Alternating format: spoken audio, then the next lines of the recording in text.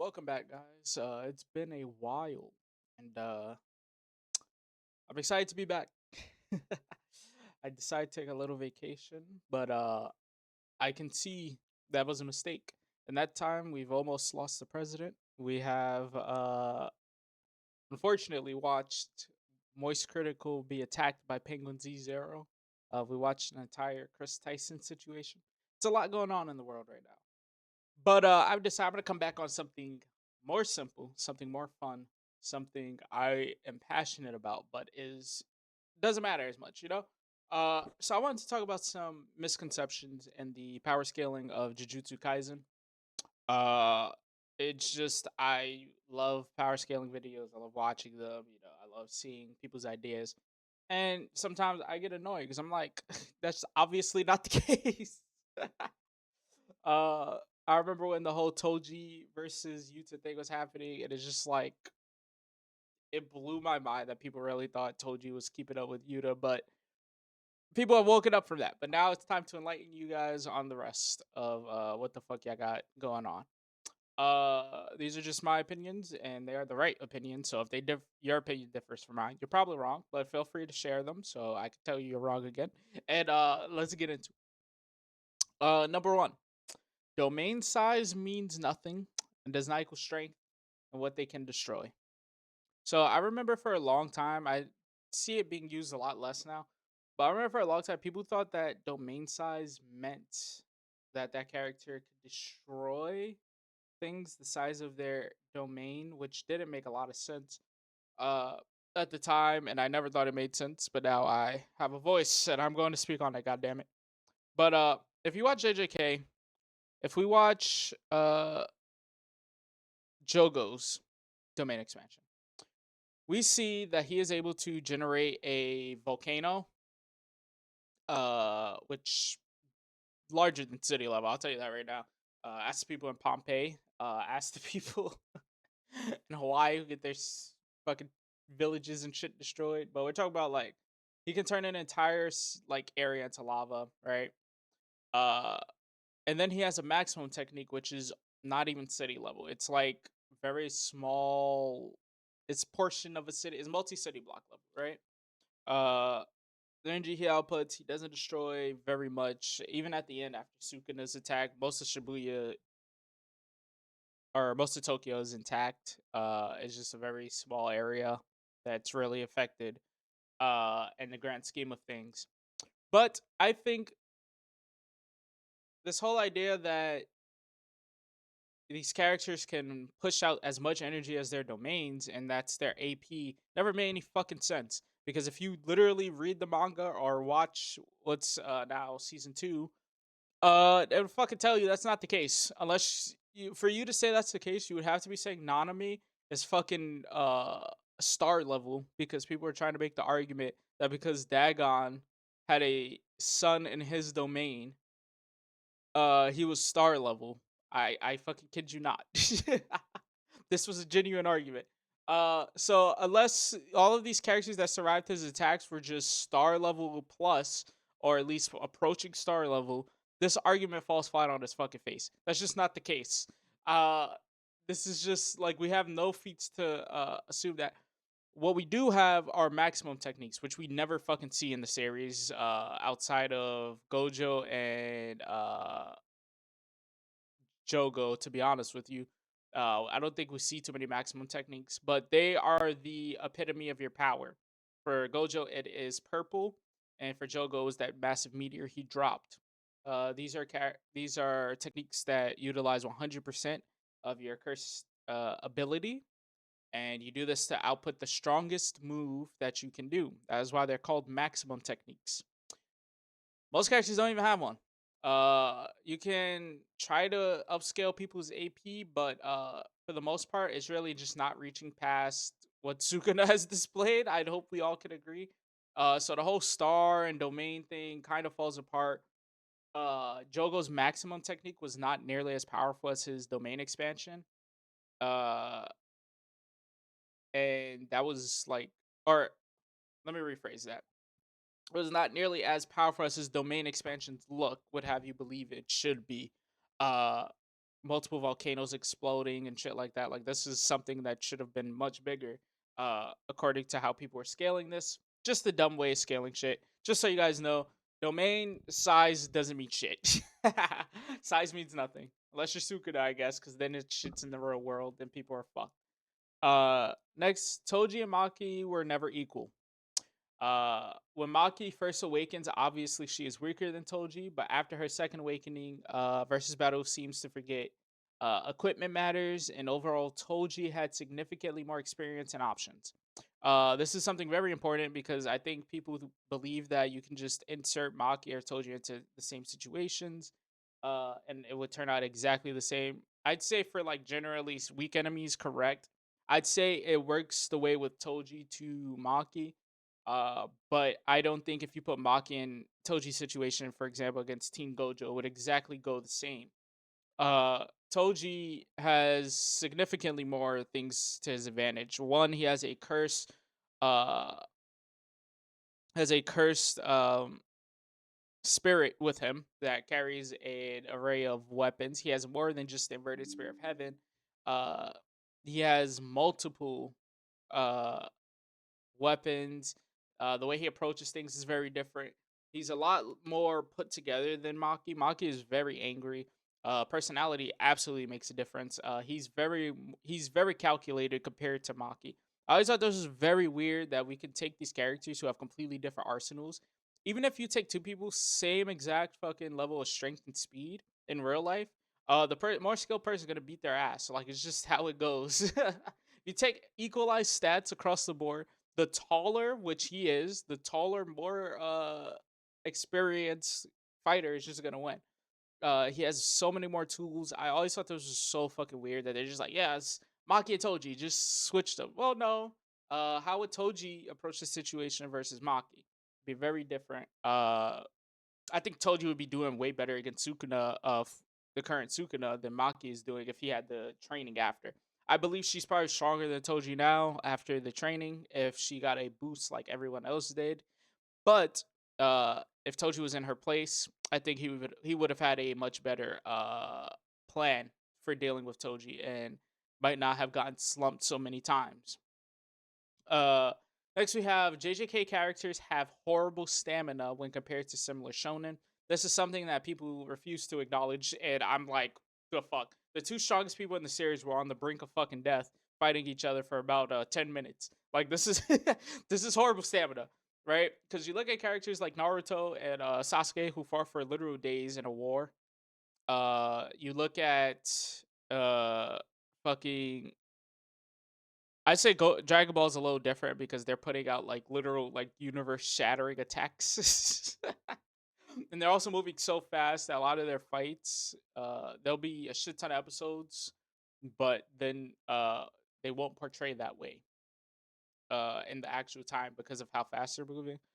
Uh but Demon Slayer, for example, where they fight kind of spoilers, they fight for an entire night, right? In a upcoming arc. Uh so when you're talking about like characters who fought for days or hours, like in shonen anime, like it's pretty fucking common shonen manga that these characters have a shit ton of energy, a shit ton of stamina. But it took a couple minutes to an hour or two for Gojo and Sukuna to be pushed to the brink. So if you have anyone with comparable power to these two, the question becomes, can they fucking keep up? And the truth is, fuck no. 9 times out of 10, I'd say if you have people with comparable power who won't get caught in their bullshit or greater power, these guys are gonna fold pretty fucking fast. They have what, 3 domain expansions within them? If you have a character who can dodge those, like Goku, for example, right? Or any really fast character, the Flash, I don't fucking know. Or anyone who can react to like a millisecond, right? If you have anyone like that, because we've seen even Toto can react to domain expansions. Yuji can, a lot of characters can. So if you have anyone who's fast enough to react to them, these people might be fucked. Uh, their stamina is just not that great. They need a lot of recharge time mid fight. This happened a shit ton of times with Sukuna, and it happened a bunch of times with Gojo. Needing this whole recharge thing, that shit does not fly in most shonen. These guys do not have the stamina to win a lot of these versus battles people put them up against. Um, in a battle of attrition, they lose every fucking time. It's not even close. I think Sukuna, like, I think a big one I think of is Sukuna versus Tsunade, who Sukuna doesn't have the power output to kill Tsunade outright. She's gonna heal through that shit, and he's gonna be tired before she is. She had enough chakra to heal her entire village and survive. That is fucking insane. I don't think you guys understand how insane that is. She had enough chakra to heal all of the hidden leaf. That's a big fucking feat. Uh, she manages to fight Madara for quite a long time. Uh, yeah, this is she would walk through his shit and then punch the fuck out of him, and he would have to heal from that. Another thing people forget seems to be that their head is a big weakness. This puts them at a very huge disadvantage. I am gonna talk about Demon Slayer in a future one of these. I think I want to do a Demon Slayer one about misconceptions for Demon Slayer power scaling. But I'm gonna tell you guys right now, Muzan is beating the shit out of Sukuna. Right? I've looked at the power scaling. I'm gonna tell you guys right now, he has no weakness outside of the sun. So unless Sukuna can make it the 8 fucking hours, like let's say it starts at night, if he can make it the 8 hours, like all the Demon Slayers do, then he'd have a chance. But other than that, he's fucked. Because all it takes is his head being cut off or any of that, any damage to his brain, and he's fucked. And I think that's a huge downside. It's very strange that in JJK fights they don't go for the head more often, and I think that's just writer. That's just the writer not wanting battles to just be over, because that is a big weakness. The head is place people naturally go for. Let's take Goku for example, right, or anyone from Dragon Ball. They punch people in the fucking face, right? And if you get punched and your brain gets rattled, your curse technique's fucking done. If you're like knocked out, it's over. It's over. It's over. This isn't Gojo versus Sukuna. Maharaj comes and saves him, right? For most of them. Most of them, if you get knocked the fuck out, it's over. You're dead. You can't heal. You're asleep, and that's it. They cut your head off. Whole thing's over.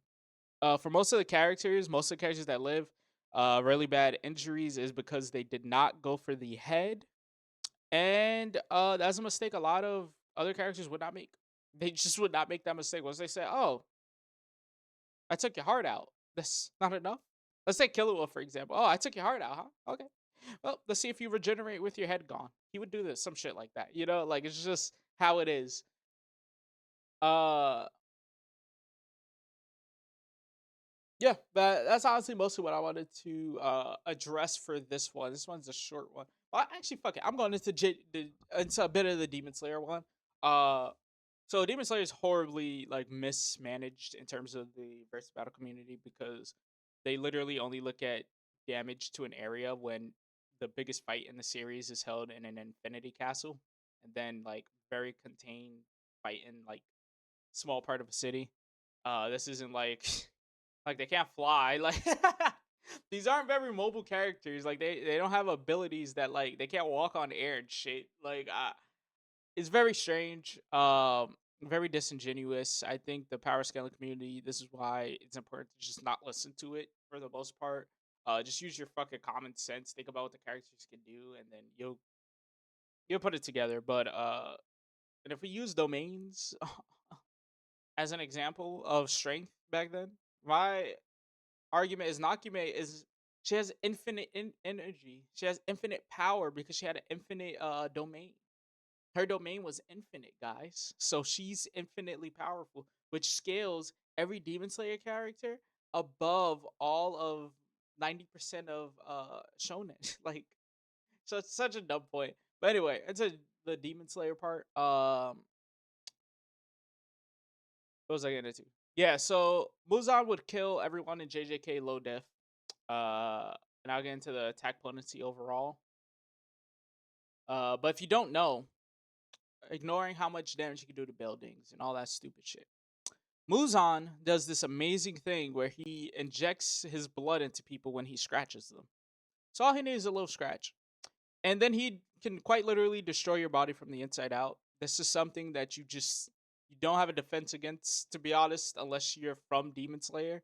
Unless you are Tanjiro's bloodline, you're fucked, right? Like if he gets his hand on you, you're dead. Characters like Sukuna wouldn't know this, and they would get fucked.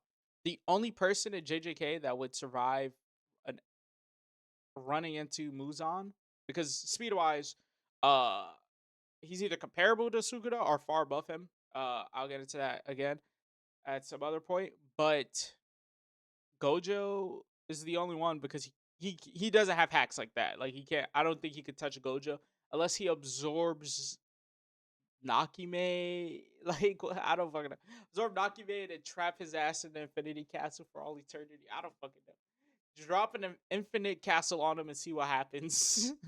See which infinity gives out first. But uh yeah, I think the power scaling for Demon Slayer is completely fucked, and it is mostly because people go based off of just buildings and shit rather than like statements that the and writer's intent. I have made a comment on, I believe it was one of Six's videos, that I think a lot of power. It wasn't about him, by the way. I think he was debunking some other shit, but uh, a lot of people forget that these are stories, and the author isn't writing to please power scalers. They don't give a fuck about that. That's not what they're writing for. They don't get paid for that shit. They don't get paid to have their main character be Goku. It's just not what makes them money. I'm sorry. Like, it's just, if you're writing a story where they could be Goku, it's typically not a great fucking story because that takes fucking years for a character to get there in a satisfying manner. So unless you have multiple decades like Dragon Ball had, I would not suggest that. It's just not important in the grand scheme of things. But in terms of JJK and all of that, I think. Oh, hello. There we go. In terms of JJK and Demon Slayer, I think something important to note is that each tier of the upper moons is a significantly higher tier than below them. So if we look at this rationally, we look at Upper Moon 6. So the speed feats we have for an Upper Moon 6 is lightning timing, right? Because we get Kaigaku, who is able. There's gonna be spoilers, okay, guys? There's gonna be some Demon Slayer spoilers. If you don't want any, skip this shit. It was nice seeing you again. That's it. But if you're fine with Demon Slayer spoilers for the manga, then listen. I'm not gonna try to get into too much story. Kaigaku. So we have lightning timing at the bottom of the upper ranks, right? Mind you, Muzan is significantly more powerful than all of the upper ranks to the point he could fuck them up. He can perception blitz all of them for the most part, right? So we have Kaigaku, lightning timing, and then for strength we have multi-city block level for Gyome. Or Gyome, fuck. Gyome is a fucking Demon Slayer. Jesus Christ, the Stone Hashira. No, for fuck, what was his name? God damn. I have to look this up.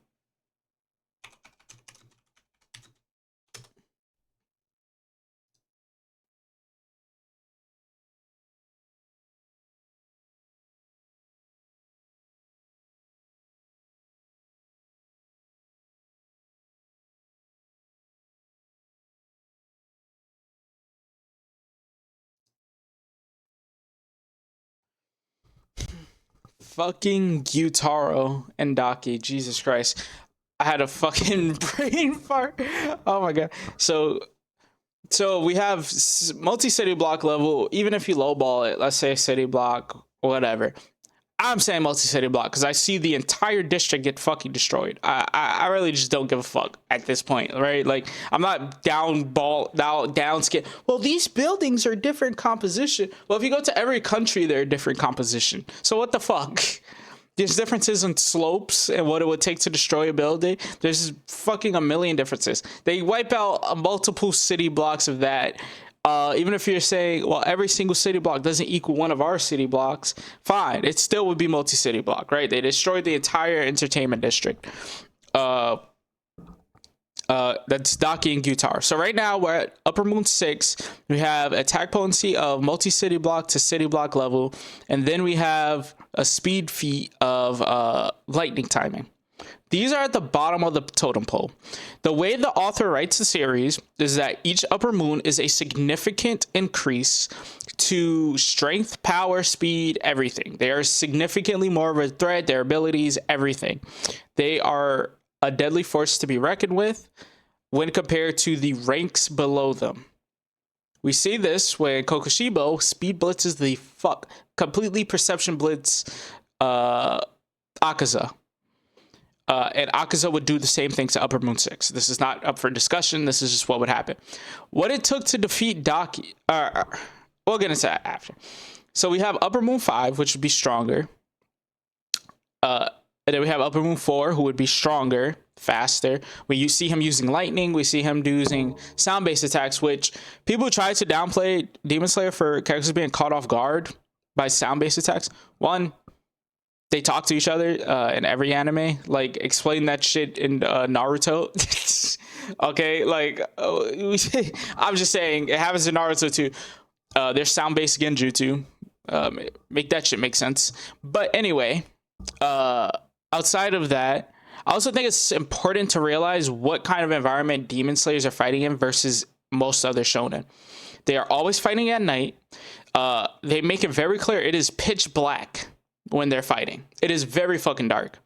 We are talking like we can see because we're the audience, but we're talking you go outside with no street lights in the middle of the fucking woods, low moonlight. If it's not a full moon, right? Low moonlight. And you tell me how much you can fucking see. Because I've slept out in the fucking woods. Plenty, actually. And that shit's not fun going out at night, right? You can't see. These are the conditions they're always fighting with. Right? They're fighting very fast people. Their fucking senses are all over the place.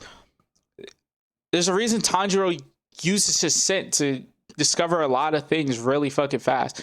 It's very hard for them to interact. And this is a whole point in Mugen Train, for those of you that watch, where he's talking about all the disadvantages Demon Slayers have. So this whole idea, well, she got caught off guard by a sound attack. She probably didn't see the shit right there.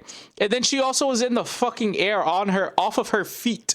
What the fuck is she gonna do? Fly? Like, or he like pops up in front of her moving fast as shit. Like, I think this is always like super disingenuous. Anyway, we see Upper Moon 6 is lightning timing, correct? As a baseline.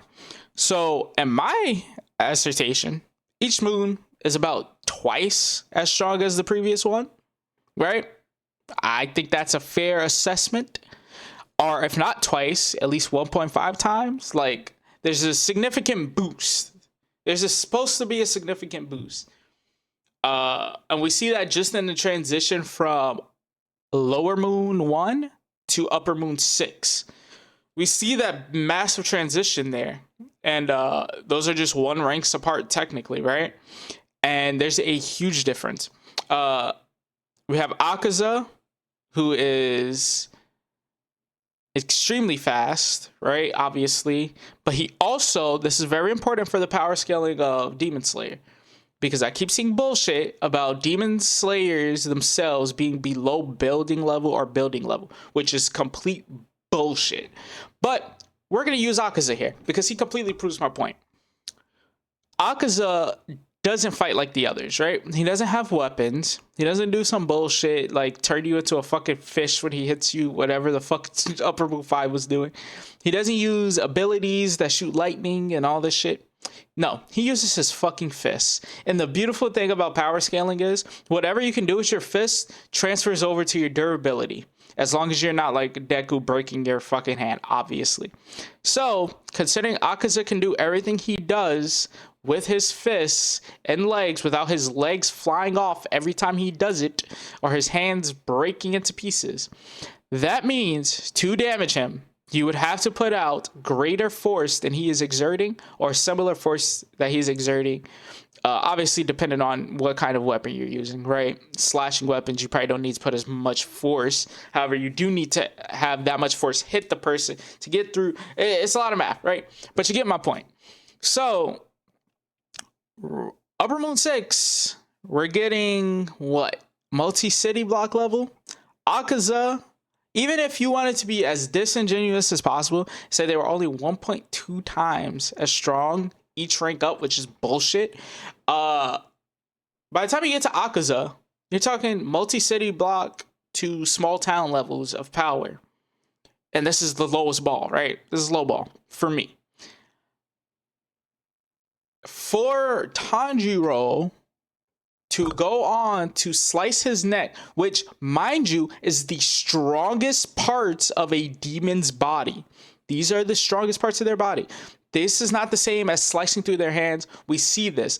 We watch Rengoku slice through Akaza's hands multiple times, but when it came to his neck, it got stuck. We've seen this with every fucking demon that Tanjiro has faced, that the neck is significantly harder than the rest of their body. So, Akaza's neck, which is stronger than the multi-city blocks level of fucking power he can output, to small town level, whatever the fuck you want to put it at, right? Tanjiro is able to cut through that, which would put him at what? I don't know, similar levels, probably greater levels, because if I can punch hard, let's say I punch the ground hard enough to cause an earthquake that destroys multiple cities. For you to, what do you think you have to do to cut that arm off?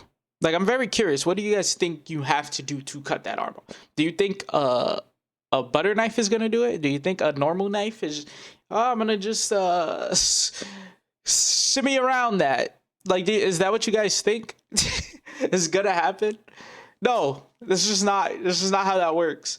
So Tanjiro, every single Hashira and everyone in the main cast by that arc is pushing multi-city block to small town levels of power, bare minimum. Don't understand how this whole idea that they're fucking building level. How are they stopping people? Like, if the weakest of this group, like upper ranks of this group, who should be at the bottom of the totem pole, confirmed, can destroy multiple city blocks, how in the fuck are building level characters killing them?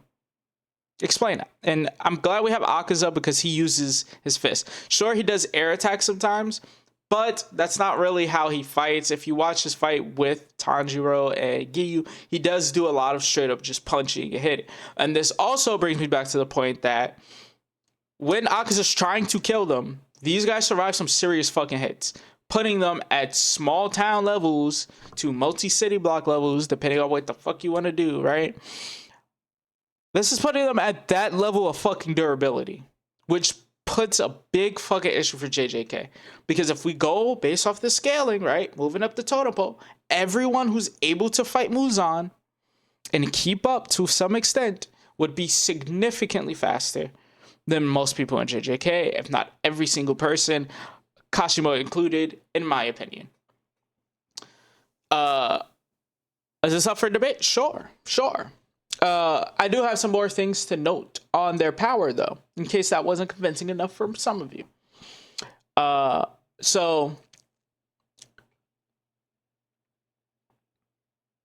Another issue I see is that a lot of people try to scale all of the Demon Slayers in the main cast and the Hashira to one another, as if they all would fall blanketly under this one term of, like, the building level bullshit, right? For example, it took Tanjiro with the Mark Awakened, Zenitsu, Inosuke, and Tengen to defeat Upper Moon 6, right? It took those four to defeat Upper Moon 6. Without any one of them, they would not have won. And then Tengen's wives as well. We go up to Upper Moon 5. Granted, this was weaker versions of all of the main cast. However, that's still significant help. And a Hashira. We go up to Muichiro. And he's able to defeat Upper Moon 5 by himself. No Demon Slayer help. That's a massive power difference in Muichiro versus Tengen. Can we all agree to that? Like, this is a major power difference. This idea they both would just be building level made no fucking sense from the beginning. It never made any sense. That's just crazy to me. But these two are completely on different sphere. We're talking about like one would be able to blitz the fuck out of the other one and beat his ass, right? We see Kokushibo beat the shit out of Muichiro immediately. Perception blitzes him, pins him to a wall, cuts his arm off, all this shit. Then we see immediately after Gyome and Sanami able to keep up with Kokushibo with difficulty, but they both get their 1v1s versus him, and both of them manage to survive and be in a much better state than Muichiro was and continue fighting. These are massive power differences. Again, spoilers, but there are only 2 Hashira left. There's a fucking reason for that.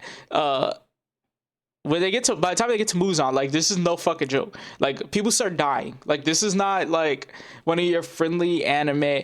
When we're talking about the main cast, right, they get plot armor, obviously, right, bullshit. But a lot of them come into the fight at the very end, and they don't do shit against Muzan. They are completely inconsequential.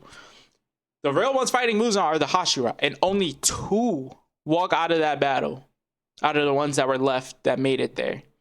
2. Like, Muzan fucked them up. They had Tanjiro with them. They had Tanjiro awakened as their number 1 enemy. He awakened with their ability, with the sun breathing ability, and he was literally Muzan's number 1 like built enemy from the gods, and he still almost fucking died. Like, I don't think you guys understand how insane of a difference all of these characters are. Just Giyu and Tanjiro was enough to push Akaza to the brink. And he had to do some bullshit ass plot stuff to stay alive. He was fighting, bro. But they pushed him to the brink. That's just 2 people. The entire Demon Slayer Corps fought Muzan. And bro, like 4 people walked out of that fight in total. Like, it's fucking crazy. Like, there's like 4 or 5 people that walked out of that fight. So this is like an all or nothing situation. I think it's really disingenuous to just say that somehow Muzan, Tanjiro, and all these people are weaker than Gyome, or not Gyome, fucking Gyutaro and Daki. Like, this just blows my mind that this is an argument. It's because they didn't show that they could blow up the earth. Like, what? Like, the story just doesn't even present itself where they could do that. They don't even really fight around people. That's like the whole point. It's supposed to be a secret. I didn't know if you guys knew this. It's supposed to be a secret that demons exist. But yeah, that's my whole point. I think there needs to be a lot more scaling. I have a bunch of other shit about like how Rengoku, the effects actually in total, they're not there for the Demon Slayers, but those explosions are fucking real. Which means they're striking with such speed and force that they are causing explosions with their fucking swords. And I don't think you guys realize how it's obviously outside of Tengen. But I want you guys to go rewatch the fight with Akaza versus Rengoku. And understand they're generating so much force that they're creating explosions through speed, friction, fucking force. Like, it's fucking insane. When you think about all the things, how hard they can push air and cause some of their effects, how they can do all this shit with no powers. Like, they have super strength, obviously, super speed, but they have no like actual elemental abilities, and they create searing. Like, you see the burning of flesh plenty of times when it comes to Rengoku. When you see all this shit that they're able to do, the defensive move of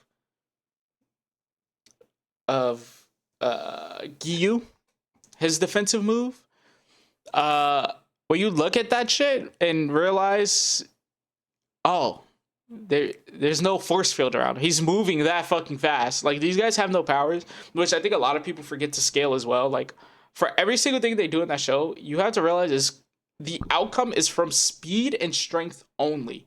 Those are the only things. Obviously, they have the whole magical technique, like, sun breathing specifically, and the whole red hot blade. They also have precog when they get their mark, and then their mark is like a 10 to 100 times power boost, which is fucking insane. Like, I think people forget that shit. Like, that shit is insane. Like, all these statements we have lead it to be like around like a 10 to 100 times power boost, which is fucking crazy. They get precog, like really good precog. They get like hyper focused. All of their stats increase like a shit ton. Their reaction time, and these are people who would all scale significantly above lightning timing in their base. Sonomy and Gyome would be significantly beyond Upper Moon 6 in their base, just based on their ability to fight with Kokushibo, who again was able to perception blitz Akaza. Completely perception blitz him, put him in his place. This means he could have, let's say he was a human, or let's say he had a blade. That means he could kill Akaza without Akaza knowing. He would just pull up, move so fast that his head is gone. So we're talking about characters who are able to keep up with him in a 1v1. And he's trying to kill them. This is not a game. He's trying to murder them. He starts transforming into a fucking monster like throughout the fight, and like he's trying to kill them. We're talking about massive gaps in strength that you guys are ignoring because there's no cities exploding. And I think that's really disingenuous to the writing, because the writer's intent was super fucking obvious, I feel like. I think the writer was very clear. They wanted you to feel like, okay, this is going to be like twice as hard of a battle than the previous one. This is going to be twice as hard. We have to keep up. We have to keep up. We have to keep up. And then each Upper Moon requires more and more Hashira to defeat, and more people in general. Tanjiro's team obviously became the level of Hashira by the end of the series. They didn't have the title, but Tanjiro is a fucking GOAT, if you guys didn't know. I'm hoping you guys read the manga. That shit's real, okay? Like, this motherfucker's broken as hell in the series. But it requires more and more people to where you get to the point where you get to Muzan, who's able to keep up with multiple people pushing on the speed of light, more so than lightning by this point. He's able to react to all of them by himself. And then he's able to have perception enough to know when people are invisible trying to sneak up on him again. And he's fighting the entire Demon Slayer Corps. Like, we're talking about multiple people who are significantly beyond that lightning timing of Upper Moon 6. That would be literally nothing. We're talking about, like, Muzan could like fucking think it in Upper Moon 6. I'm not even talking about using his blood. He could think it, and he would kill Upper Moon 6 in a heartbeat if he had one of the blades, right? But yeah, and then the whole thing with Demon Slayer versus other verses, they don't have any way to fucking kill them. They literally would have to keep them pinned down for 8 hours, because they're not coming out until nighttime, obviously. So they'll have to keep them down for hours and hours and hours. And these guys are like the androids in Dragon Ball. They have infinite energy. How the fuck are you going to do that? How is Gojo or Sukuna going to do that? Gojo pops infinity, pops his domain. He's stunned for 10 seconds, and then his brain heals itself. Like, he literally wouldn't do shit. Gojo hits him with fucking purple. Probably wouldn't hit. He's way too fucking fast for what purple has shown. Like, it can move at. It's not very fast. If Hanami could dodge the shit. Granted, it was out of range, but even Sukuna manages to get out. And that's before his fucking Kashimo feat. Like, this shit's crazy, bruh. It's crazy. But yeah, let me know what you guys think. Do you guys think Demon Slayer is also really underestimated? I believe it is. I think there could be better scaling done. Obviously, I fucking hate math, bro. I'm not going through this shit. But I did look at the explosions and all of this stuff. These guys are pushing the speed of light. They are 100% pushing the speed of light, and Muzan's probably significantly above it. And you know what's the craziest part? Muzan got perception blitzed by Yurichi. Which puts him, he's at the top of the verse, right? There's no discussion. Demon King Tanjiro versus Yurichi would end in seconds, bro. Okay. He would beat the shit out of him if he still had the sun weakness, I guess. I don't know if the blade would kill him still if he got beheaded. I don't know how that would work. But in terms of strength and speed, he still would be superior to that Tanjiro, in my opinion. But I want you guys to consider that. The top of the Demon Slayer world, wherever we end out with Muzan, he is significantly faster and significantly stronger than him. He doesn't have the durability of Muzan, because Muzan regenerates at such a fast rate that's just like, what the fuck. But Yurichi said, I don't give a fuck, bro. He said, I can't get hit once. And you know what happened? He did not get hit once, bro. That means his entire time fighting demons, he probably didn't get hit once. When he's fighting Kokushibo, didn't get hit once. He just fucking blitzed the fuck out of him and then died standing up because he was old. But he beat the shit out of him, bro. And that's the thing. You guys have to realize you're fighting immortal enemies. Okay. What the fuck? Sukuna isn't. Every slash isn't city level, bro. I'm sorry. Every slash is a city level. Like, what the fuck is he doing against Muzan, bro?